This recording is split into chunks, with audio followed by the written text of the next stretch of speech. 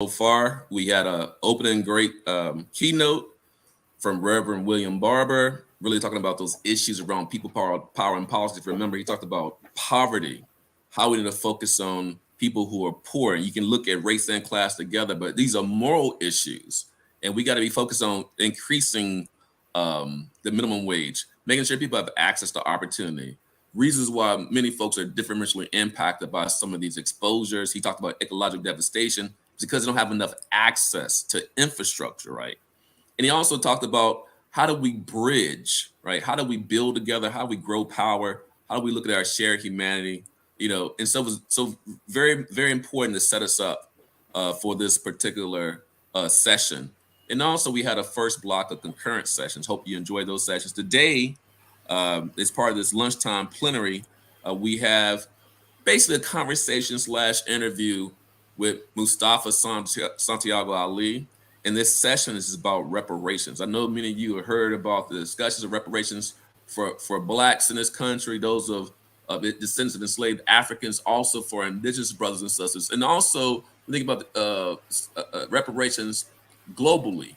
When you think about the loss of land for other tribal indigenous peoples around the world, and also as it relates to climate change. So today, again, we have with us, again, this is going to be more interview conversation, Mustafa Santiago Ali. He's a renowned thought leader, international speaker, policymaker, community liaison, trainer, and facilitator. He serves as the executive vice president for the National Wildlife Federation. He is also founder of Revitalization Strategies, a business focused on moving our most vulnerable communities from this Mustafaism, surviving to thriving. Before joining the National Wildlife Federation, he was the senior vice president for the Hip Hop Caucus. As you know, Reverend Yearwood is going to be one of our keynote speakers, speaking on Saturday, September 16th. A national nonprofit and nonpartisan organization that connects the hip hop community to the civic process to build power and create positive change. In his role with the Hip Hop Caucus, he led strategic direction, expansion, and operation of its portfolio on climate, environmental justice, and community revitalization. Before going to the Hip Hop Caucus, Mustafa worked for 24 years at the U.S. Environmental Protection Agency. He began working on these social justice issues at the age of 16 and joined the EPA as a student. I've actually known Mustafa since 1994, something like that. And he was a founding member of the EPA's Office of Environmental Justice.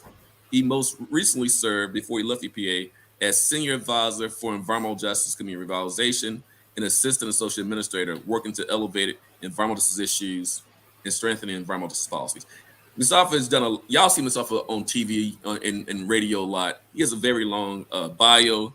So I just want to make sure that, happy to have you here today, Mustafa. I want to jump in this discussion about reparations, restorative justice, if not now, then when?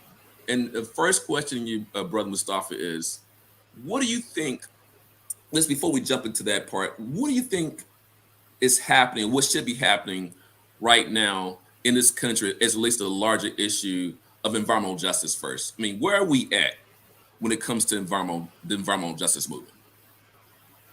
Well, we made some progress, most definitely. If you remember in the early years, we didn't have programs in colleges and universities around environmental justice. We didn't have statutes in place, whether on the local, the county, the state, or the federal level. We didn't have resources that were dedicated to addressing the impacts that are happening inside of our communities in any significant fashion. And we've been able to change that dynamic because of all the amazing frontline leaders who have been putting pressure on entities to do better, to make sure that folks see us as human, and not only seeing us as human, but understanding that our lives have value, and that we will no longer allow ourselves to be mistreated, to be marginalized. And today, things have changed, but we still have an incredibly long way to go, because as with almost every social justice or civil rights movement that has garnered traction, you have those who then come out and try to move things backwards, to reverse the progress that has happened. And you see that happening now on Capitol Hill. You see companies and some foundations and others who are beginning to not support DEI and other important issues at the level that they once did, especially after our dear brother George Floyd died. You saw everybody rush into that space, make commitments, and then begin to, move back away from those. This is a moment for everyone to really double down and to make sure that we are building strong coalitions and that we are holding elected officials accountable, that we are holding corporations accountable, and that we are holding organizations who say that they are allies accountable as well. No, thank you for that. I think those are really important points because everybody want to jump onto the bandwagon and trying to be, I'm not saying being woke or being progressive, but when you talk about addressing these issues of environmental justice, address these issues of social injustice, of racial injustice, these are real issues, everybody. These are not play issues. This work is not for the faint of heart. And I think the theme of this symposium is people, power, and politics. I think the politics have scared some of those organizations that you mentioned. I just don't want to say that. I'm gonna keep moving though, Mustafa. So can you, tell the audience, the attendees, what are some of the big, you talked about this is an important moment. What are some of these big EJ, moments that have happened over the last 10, 15 years? They just want to highlight as it relates to what's happened to our indigenous brothers and sisters, for example. What's happening to our brothers and sisters in the global south? What should we be talking about as we bring more people into this movement? And just to highlight EJ concerns for those two groups, indigenous brothers and sisters, and also brothers and sisters around the global south. Well, we should be talking about life because the impacts that are happening in our country to Black and Brown and indigenous folks and lower wealth communities are the same types of things that are happening across the globe. Sokobi, folks often want to get away from talking about environmental injustice or environmental racism and jump straight to talking about climate change, as you can't, because the two are interchangeable. And because of the drivers that have been happening inside of our communities, the air pollution, the various sets of toxins, they are now playing a role in exacerbating what we're seeing with the climate crisis. So the issues that I would have people focus on, one is always talk about life, right? Talk about the 7 to 8 million people who are dying disproportionately and prematurely from air pollution across the globe. And they're dying because we can't break our addiction to fossil fuels, or we have not yet broken our addiction from fossil fuels and began to move forward in a just transition. And of course, that is also a major driver. It's one of the major drivers in the climate crisis, the air pollution that continues to be up there. I would say that the pipeline fights are also incredibly important because, again, it goes back to the fossil fuels. In our country, we have about 2.4 million miles of fossil fuel pipeline, enough to go to the moon and back a few times. And when you look across the planet and all the fossil fuel pipeline that we have, it's almost unimaginable. What it's carrying is really causing many of these deaths and diseases, and we've got to get our arms around it. And of course, in the global south, those brothers and sisters and family are the ones who are carrying the disproportionate burden and who have not, contributed to the carbon footprint in any significant way, the way that other more developed countries have, and yet they continue to pimp these countries in our international negotiations. They continue to disinvest and break promises about the resources that have been identified that to help folks to be able to move forward. And then the other issue that we have to talk about is water. Indigenous brothers and sisters and all of the folks who we've been raised by have always told us that water is life. And as we look across the global south, as we look here in our country and in other locations where indigenous brothers and sisters are, and Black and brown folks, that we know that water is tainted water is one of the also major drivers of loss of life. So we have to pay attention to those things, but we also have to pay attention to the political processes that are playing out across our planet. Here in our country, we see that there is a conservative movement to roll back basic, let me say it again for folks, basic environmental protections. And when you look at it across the globe, you're also starting to see these very similar types of playbooks being used, whether it is in South America or Africa, in the islands, or a number of other locations. So I think that we just have to be very, very focused on life What are the drivers that are shortening life? What are the drivers that are driving up healthcare costs? And then the other part of it is making sure that we are redirecting resources to the spaces and places that need them the most. Thank you for that, sir. So you kind of hit on it a little bit. Think about these issues, and for the attendees, I'm gonna share a term that you may have not heard before, and it's going to connect back to this discussion about reparations, restorative justice. But Mustafa talked about environmental racism, and I like to introduce to many of you the term environmental slavery, environmental oppression. Reverend Barber, I think he talked about. I think he may have mentioned environmental oppression a little bit in his keynote address. But you think about how some communities are basically used to host these extractive industries, used to host these hazards that Mustafa talked about, how people are basically being commodified and decommodified. So you think about environmental slavery is the extension of slavery, right? You can't talk about, I think sometimes with stuff we talk about environmental racism, it doesn't give the full context, the historical context, right, of what folks are experiencing. We have examples of folks experiencing environmental slavery in this country today, who are descendants of enslaved peoples, who are descendants of peoples whose lands have been stolen from them. Because you think about the extractive industries that on the lands, the lands of indigenous brothers and sisters, the reservations and what they're going through. So can you speak to the issue of extractive capitalism and supremacy and perpetuating these issues that you just outlined? Well, we see it, in so many different locations across our country. Whether you want to go to Appalachia and see how the coal industry for, decades upon decades utilize different folks moving into that space to work and then putting them against each other and then locking and trapping them in to servitude because they used to own the doctor, they owned the company store, they owned all the various things. So folks, their hands were really tied in being able to move forward in any type of a positive way. If you look at the fights that are going on right now around protecting our forest, and the dynamics that are playing out where, people once again are being marginalized, they're being trapped because of these huge corporations, whether they're doing the wood pellet stuff or a number of other things. And you see that dynamic not only in this country, but across the country.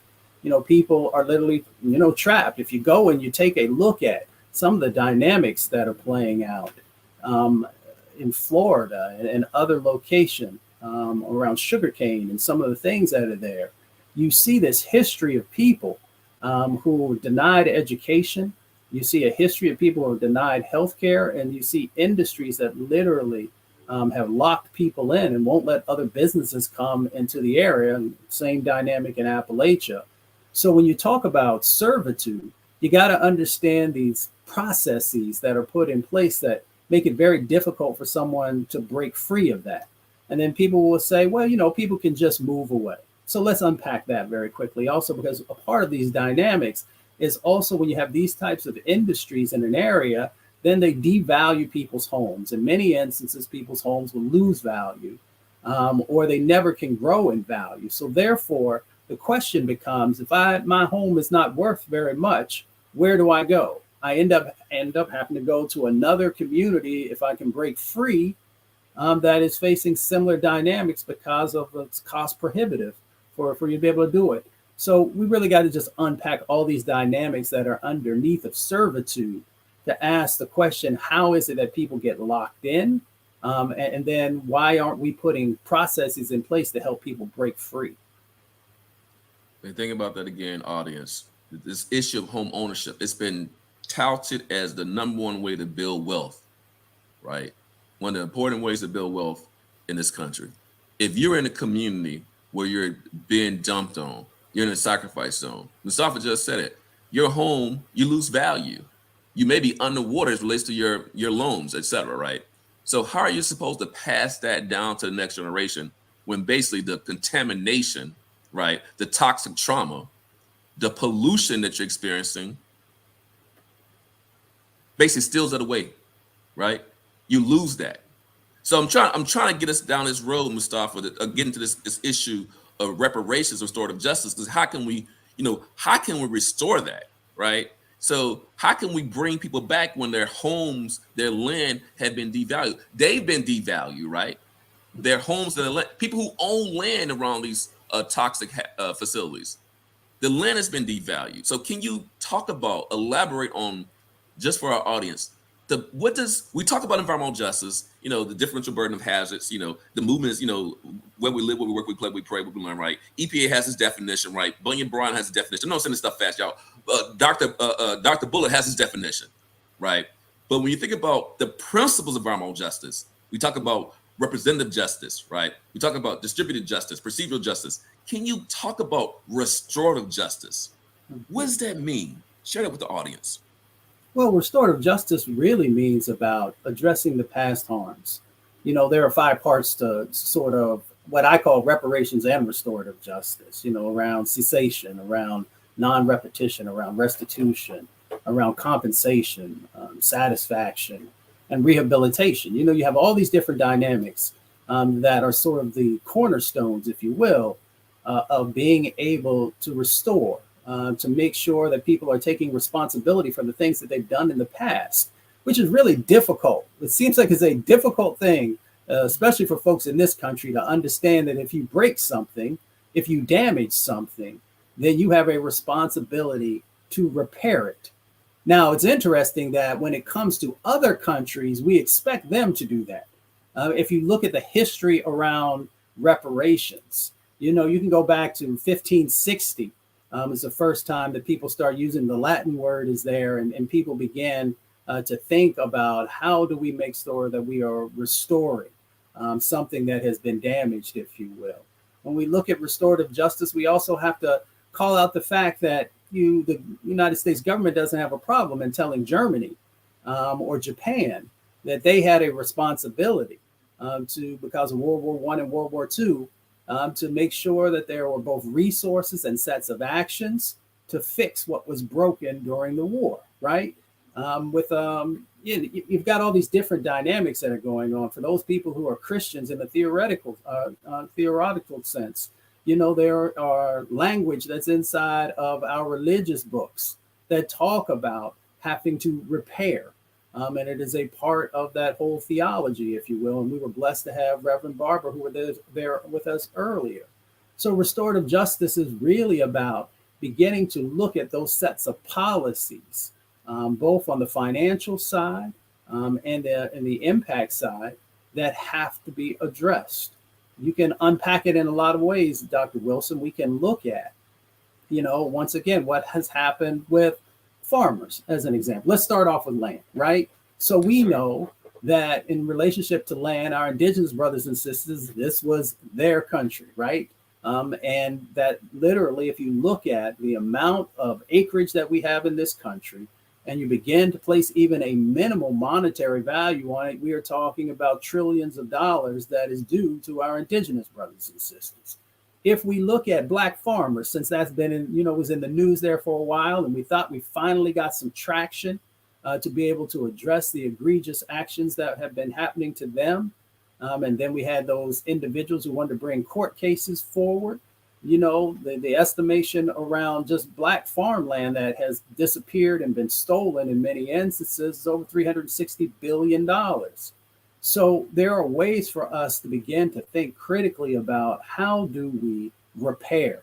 How do we make sure that there is restitution to the individuals who have been harmed? If we look at in the housing context, and for everybody who's watching, this is about policy, right?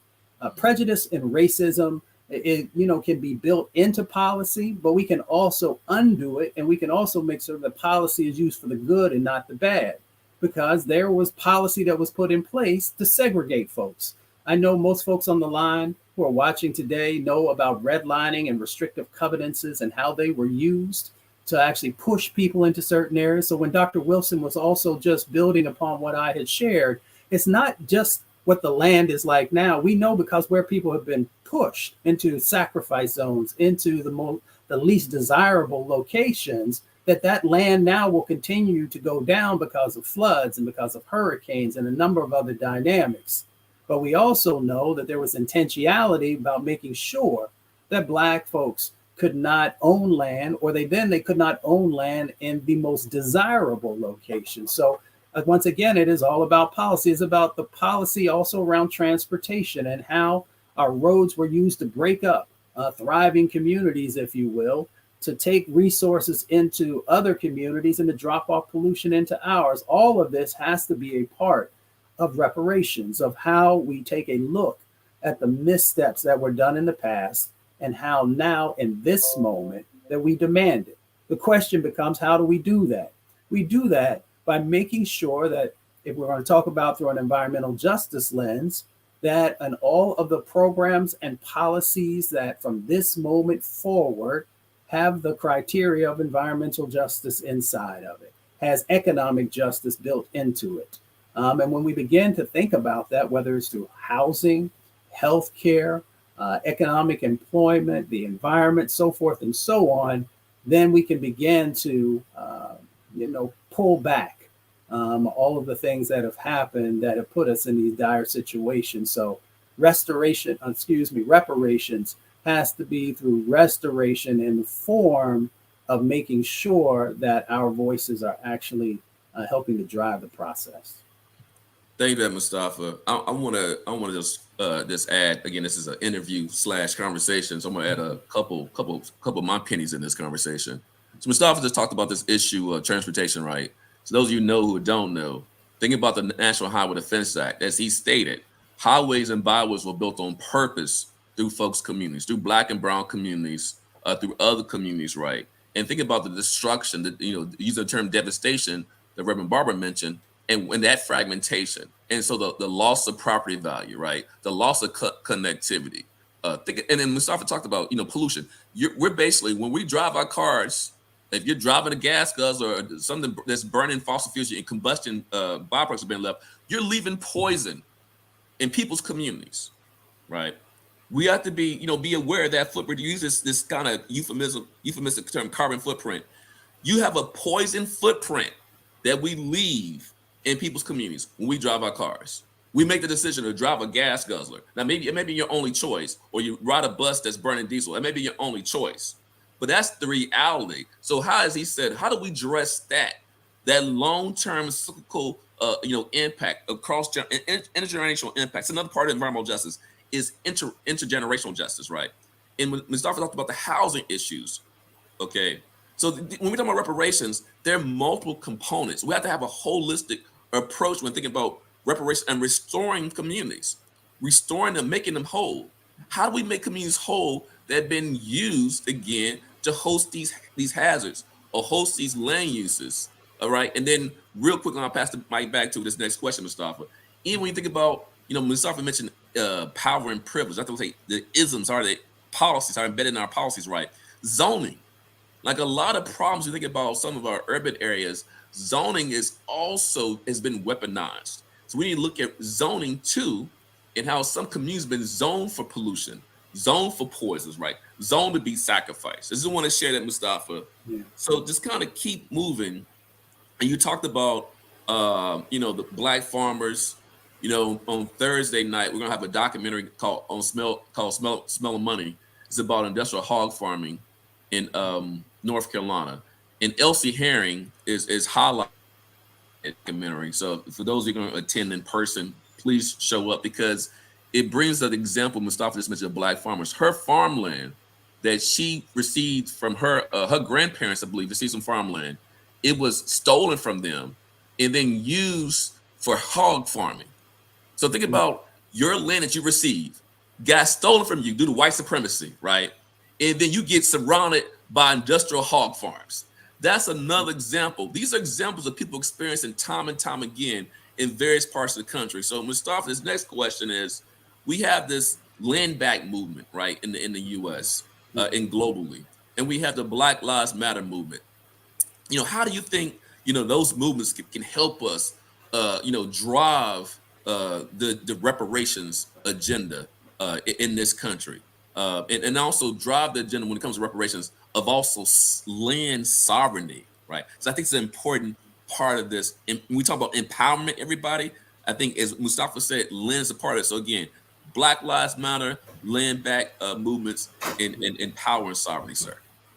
Well, it's incredibly important. I mean, the one thing that they're not doing, or let me say they're not doing in any significant way, is creating more land, right? We see some countries who have done some fill in and that type of thing and built some things. But in general, I mean, land has always been about power, right? Land has been about freedom, if you will. So for the organizations who are focusing on it, I think they are most definitely pointed in the right direction. The question becomes, how do we educate folks, one, on the history of how land has been stolen in some instances, has been divvied up, and the dynamics of how that has played out in finding many communities in the situation that they find themselves in. In relationship to the United States of America, many people heard about 40 acres and a mule, right? Not really understanding the fullness of what went on in that space. And there was some positive intentions. It was never about a mule. It was about those 40 acres. So, and those would have been incredibly important for freed enslaved people to be able to actually get a strong foundation underneath of them.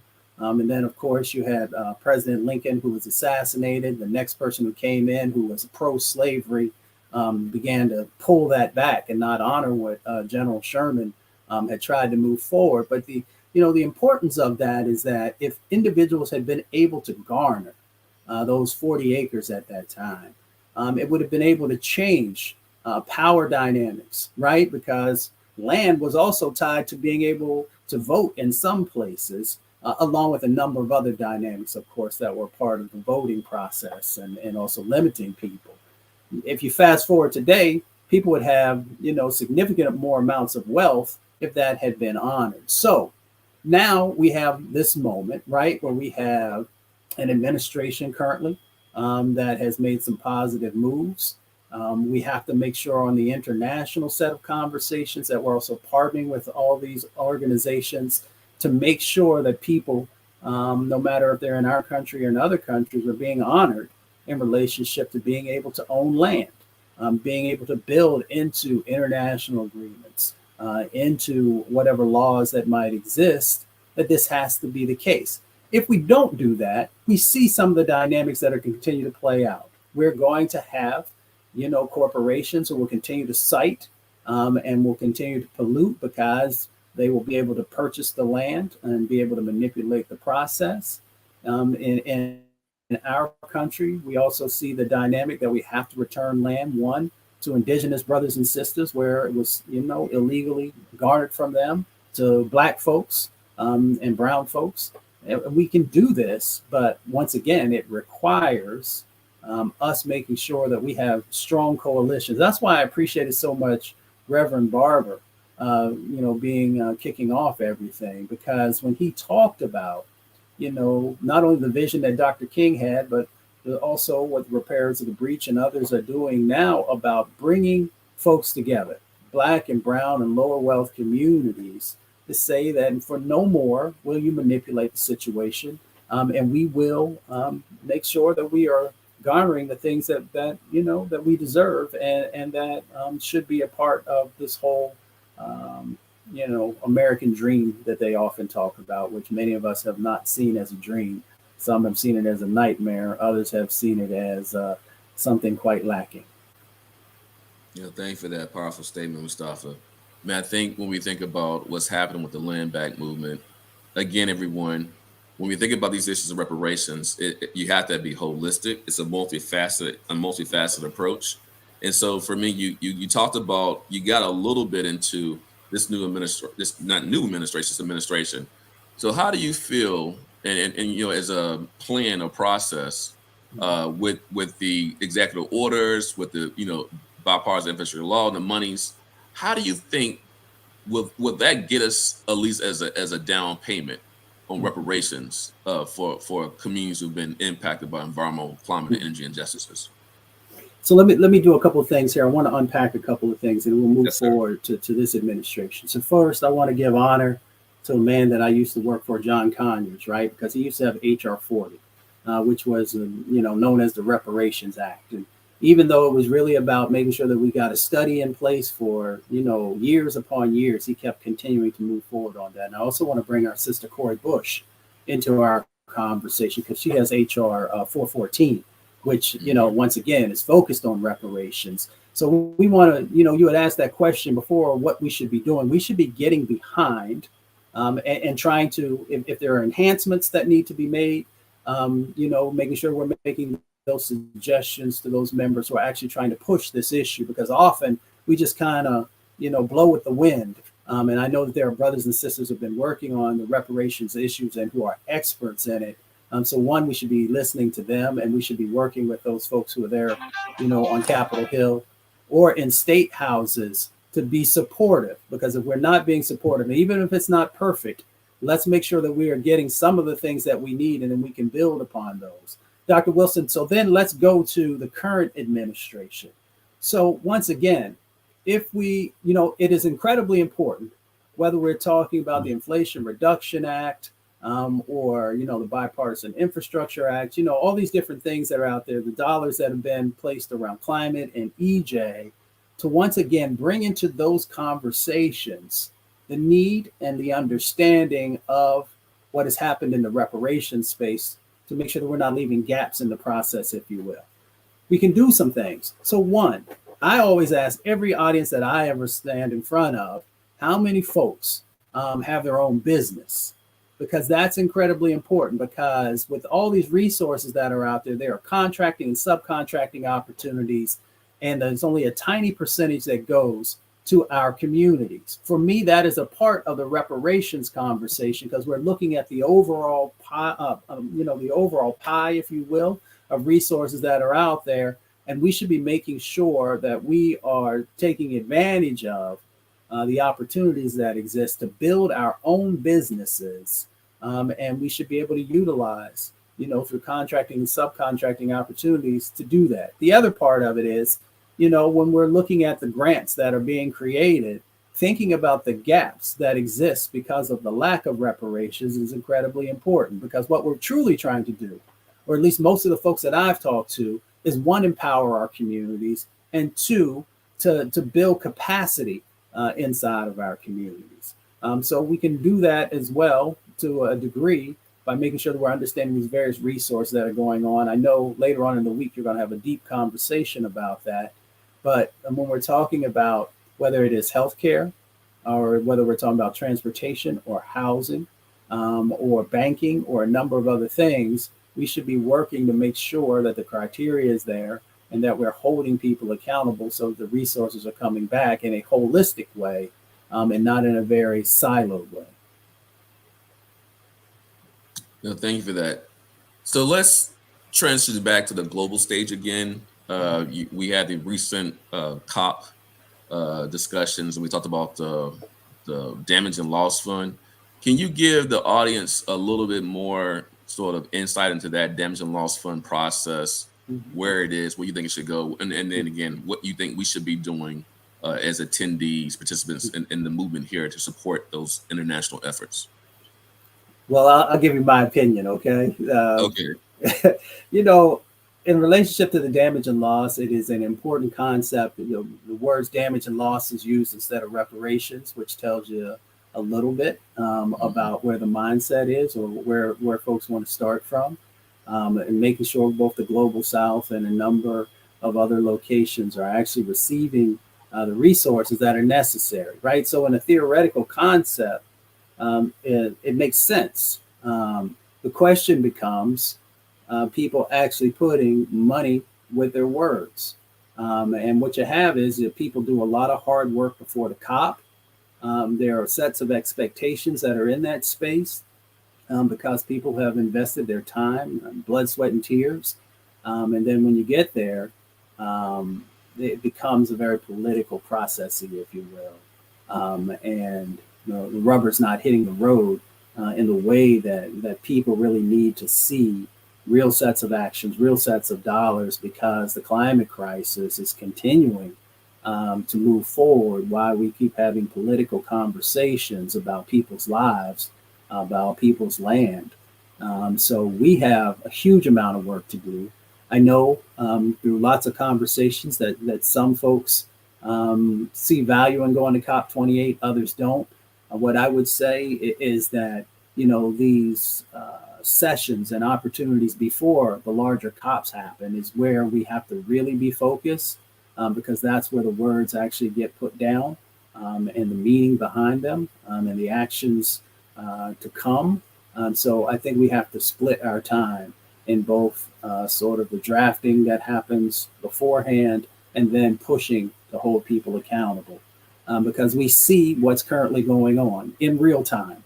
We see the biblical floods that are happening in China, and across Europe right now, and a number of other locations. I don't want to, just limit them there. We saw what happened to brothers and sisters and family in Maui, and in Vermont, and the wildfires that are happening in other locations. So that's why this moment is so incredibly important.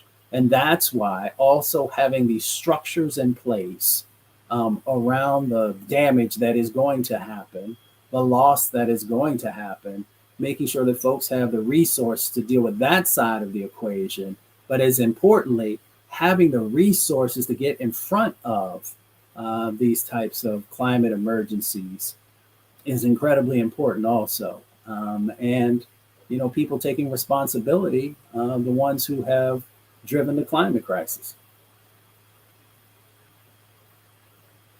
We can't hear you.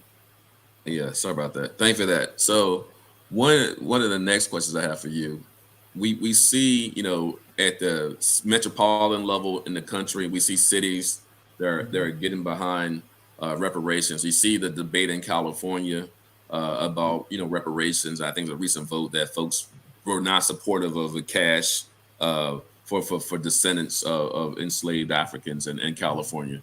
So we have, so you have this kind of reparations relates to, slavery, right?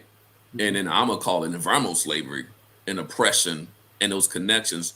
What do you see? Have you seen any progress? We know we talked about what Cori Bush is doing and others are doing in Congress, but have you seen any good steps forward in our country?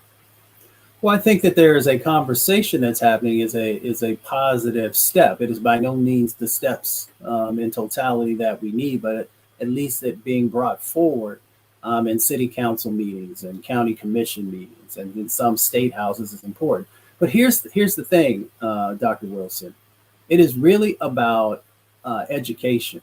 It is about us making sure that the misinformation around reparations, that there are entities that are paid to push, that you are balancing out that conversation. You are balancing out that information and getting to hopefully men and women of good conscience and family of good conscience, that they will begin to do the right thing. The other dynamic around that is that it's not only that we must vote, but we have to identify individuals who will stand up and will push to make sure that there's an agenda around reparations, and that they will not waver, right?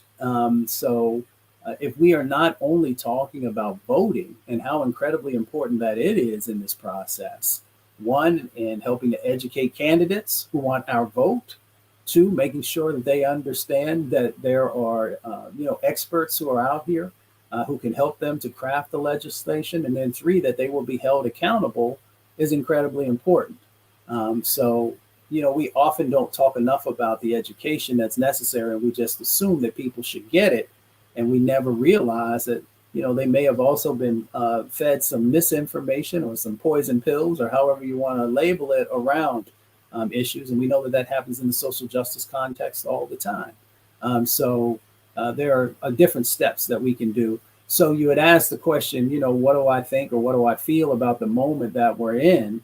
I know that, when I was working for John Conyers and when we would talk about reparations, there were very few folks who had any idea around the utility of it or what does it encompass and why we wanted to make sure that this was being addressed. And now, there are a number of folks who are helping people to understand why this is something that needs to happen, should happen, and the value added of making sure that it happens. Thank you for that. So I think we want to thank you again, Mustafa, for this interview / conversation. I want to see if we have any questions from the audience uh, out there that can be put into my chat team. Dr. Wilson, while you're doing that, yes, sir. Go ahead. yeah, I was just going to say, as you're waiting for folks to move into the chat, there's some other things that we can do also. We should be working with our cultural influencers to make sure that they have the information that's necessary and that they are partnering in an authentic way to help to get the message out. The vast majority of them, I have conversations, with some who just don't know a whole lot about it. So we got to help people to have the information that they need. We should be holding accountable, our organizations of color for not having this as one of their platform issues. If we're serious about this, then we have to hold those folks who love us and those who maybe don't know us accountable. And if we don't do that, we also have to begin to push corporations also for the responsibility that they have in this space. Some of them were around or at least had connections if we're looking at chattel slavery in our country. But even after that, we know that the impacts and the ripple effects continue. So they have a responsibility also. Where are our foundations in relationship to reparations? Whether reparations in the larger context or environmental reparations, which our sister Tamara has always been bringing forward for a number of years now. So it's really about accountability, and it's about education, and it is about us utilizing our power to be able to make sure that this becomes a reality. And then, of course, we also partner with, on the international stage, others, other frontline organizations who are also working in tandem to make it become a reality in their respective countries. Yeah, thank you for that. I mean, you think about the issue of education. People may not know enough, and they, as you say, maybe fed misinformation. So they believe, oh, it's about a giveaway. It's you always say this giveaway language, or folks, or do people really deserve it? It happened so long ago. But you just said it, the ripples. That's again, everyone, intergenerational justice. What happened in the past impacts the present, and being aware of that and educating folks is important. I think you bring up a really good point about corporations and foundations. Foundations being, in this space, and foundations who may have benefited from slavery, right? Mm-hmm. Corporations who may have benefited from slavery, right? Academic institutions. I'm not going to leave y'all out of this conversation. Who definitely, who you are, benefited from slavery, from descendants who built your buildings on your campus, right? Who you wouldn't have these beautiful campuses without that free labor. And then also we have to push back, as you said, the misinformation about the anti-CRT movement or the anti-truth movement. Because anybody who's talking about slavery, what was it recently that said slavery was like, what did they say in Florida in the textbook? I forget what they said. Some nonsense. But the folks out there who are basically trying to whitewash history. This is not the first time, everyone, the whitewashing of history. Why do you think we have a Black History Week that became a Black History Month, right? Why do you think we had that? Because of the whitewashing, the erasure of history. And when we don't talk about these issues around slavery, whether it be in the form of chattel slavery, environmental slavery, we are erasing history. And that's why this movement is important. So I just want to really tag on, add to what Mustafa just said. So when there's a question from the audience, back to this issue of innovation and Black apprenticeship gaps, how can we better hold departments, institutions accountable upstream when it comes to utilizing our community institutional knowledge? Well, I think that there are a few different things that we can do there. If you want to look at some of the government programs that are out there, we got to once again make sure that they are representing what America looks like. And by what I mean by that is that they're building into the sets of opportunities that they are pushing forward understanding that our communities have not been able to fully participate in those sets of opportunities, and there has to be criteria.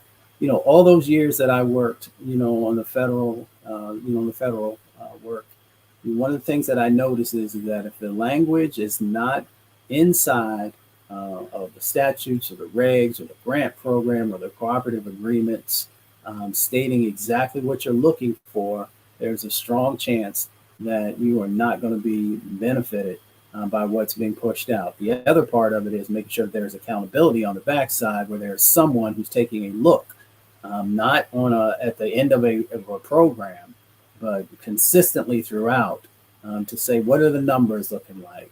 Why aren't we reaching X? And what additional are we going to do to make sure that happens has to be a part of the process. The other part of it is in making sure that we are strengthening, because I believe that the person shared around Black apprenticeship. I can't see the screen that well. Yeah, but making sure that we are better supporting the organizations inside of our communities who focus in that space. Whether it is the engineers, right? The National Black engineers, or other organizations that are in that space. One, we should be making sure there are resources coming from the federal side of the equation to support them. Industry should also be making sure that they are having the resources that are necessary to make sure they're increasing the sets of opportunities around apprenticeships. And we should make sure that apprenticeships also have enough funding that they can run long enough, and that they don't just stop, but that there's a relationship after. Let's say it's a 2-year apprenticeship. Well, then we have something that's post that keeps people connected and helps them to continue to be able to grow and to tap into those folks who have been doing it for a while. Whether you're talking about architects, you're talking about engineers, or it runs the gamut. Even on the education side, we know that we need to have more Black and brown teachers, right? So let's make sure that they have the relationships and the sets of opportunities around continual learning and mentoring that doesn't stop. And so that, one, they have the resources they need on the pay side, but on the other side, it's just that continual lifelong education that needs to play out. And you can just sort of supersede that in all these different categories that would help us. And once again, the question becomes, for foundations, what are you doing in this space to make sure that those sets of apprenticeship opportunities, especially since we are all so focused now on the clean economy, right? So to really build that out, it's not just about building solar and wind jobs. It is really about, one, the apprenticeships, but two, it is also about how are you helping to make sure that there are new sets of Black and brown and indigenous business owners in that space. And that means that there has to be mentoring and shadowing for folks who maybe are moving into this space for the first time. Less than 1% of all the businesses owned in the clean energy space are owned by folks of color, especially Black folks. So we have a set of opportunities that are in front of us. So I really appreciate that question around apprenticeship, because for me, apprenticeship is much broader than, a 6-month situation or a year situation. It is really about a much longer time frame. And here's the last question. I don't see the complete question, Jessica. Thank you for I'll try to only got to see the first part. But it's about, speaking about the COP conference, there's been a long movement led by indigenous communities, especially from the global majority, to create their own tables.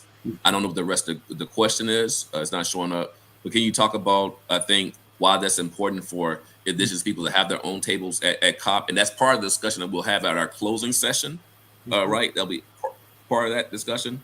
But go ahead, and Mustafa, if you want to chime in there. How do we balance? Okay, I got it. How do we balance the history with the critiques of the COP conference that we get from EJ leaders? Well, thank you, Jessica, for the question, because we know that indigenous brothers and sisters across the planet are the ones who have lived in harmony, the ones who have had many of the solutions. Some of the solutions, of course, have been lost because of the impacts that have happened to indigenous communities. So it would only make sense to make sure that not only do they have the table, but they also have an incredibly strong voice in framing out the direction that we're going to go in.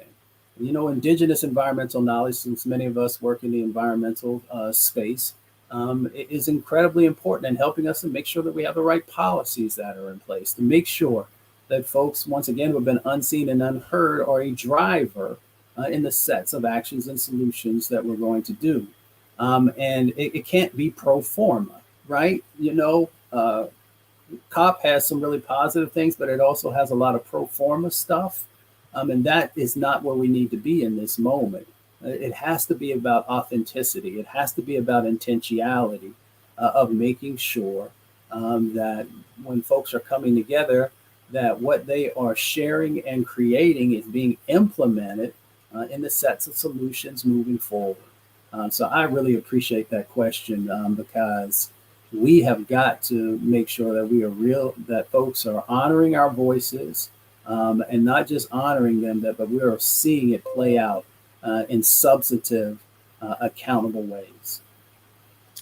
Well, thank you, Mustafa. It's always great to have these conversations with on very important issues. Hopefully, the audience, all the attendees, really took a lot from this discussion about the importance of reparations for the descendants of enslaved Africans, for the indigenous brothers and sisters in the U.S., Mhm. folks who lost their land globally, and also environmental reparations. Why we all need to be part of the discussion. And if you're doing EJ work, if you're not talking about reparations, Mustafa said, you're not talking about all the issues that are important to see, really get into justice, right? So reparations, restorative justice, reparative justice, intergenerational justice is a part of that. So thank Mm. you again, my brother. Appreciate you as always, holding it down. For all the attendees, we got a break. Please transition to our next set of sessions that start at 1:30, and hopefully you stay with us, and then we'll have a closeout plenary session with NWCB colleagues later in the evening, early evening. So thank you again, Brother Mustafa, for those great words, insightful words, and enjoy the rest of the symposium, everybody.